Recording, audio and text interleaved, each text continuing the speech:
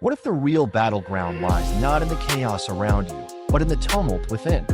Every day, countless moments tug at your patience, flaring tempers over trivial matters, stealing your peace. As Marcus Aurelius once urged, you have power over your mind, not outside events. Realize this, and you will find strength. This journey towards self-mastery begins within. Meet Sarah.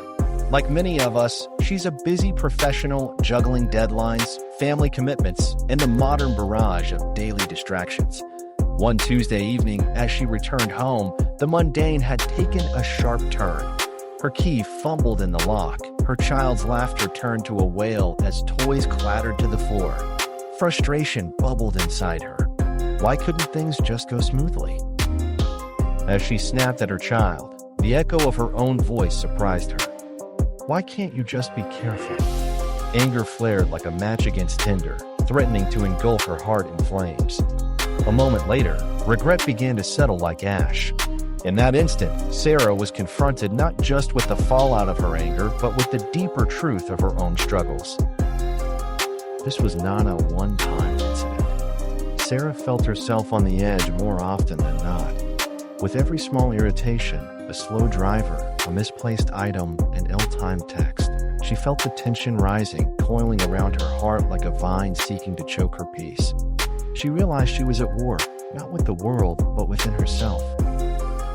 Why do you really get angry? Became her question. As she sought understanding, she remembered Epictetus' teaching, it's not what happens to you, but how you react to it that matters. With this mantra, she paused. Each breath a gentle call to arms against the chaos of her own making. The days that followed became her canvas, the act of silence her brush. Instead of reacting, she began to observe her thoughts, each moment unfurling possibilities. The next time the toys fell, instead of lashing out, she laughed. A child's innocent chaos now became a moment of play rather than frustration. Through laughter, she found grounding, not just in the humorous simplicity of the situation, but in understanding that the world's currents could not destabilize her if she stayed rooted in her virtue.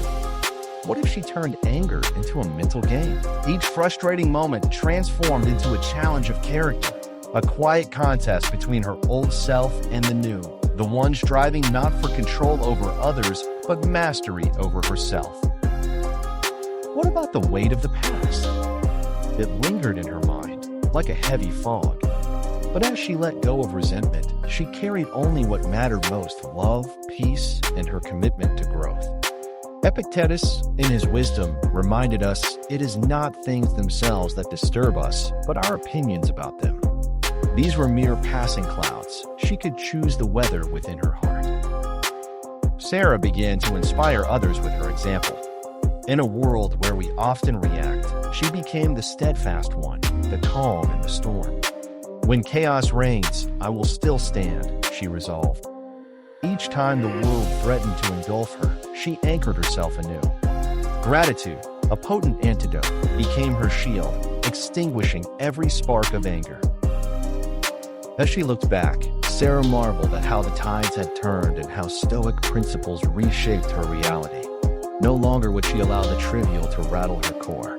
The peaceful evening filled with laughter, her child's joyful spirit, and the soft glow of understanding became her sanctuary. Remember, real strength isn't loud, it's steady. Don't just react to life, she thought, rise above it.